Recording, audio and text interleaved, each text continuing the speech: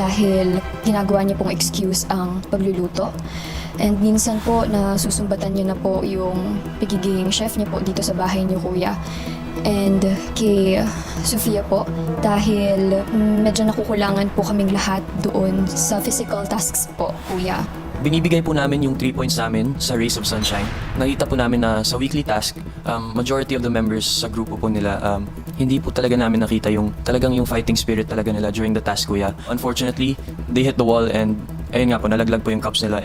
Binibigyan po namin ng 3 points ang Rays of Sunshine, specifically po kina Raik at Princess.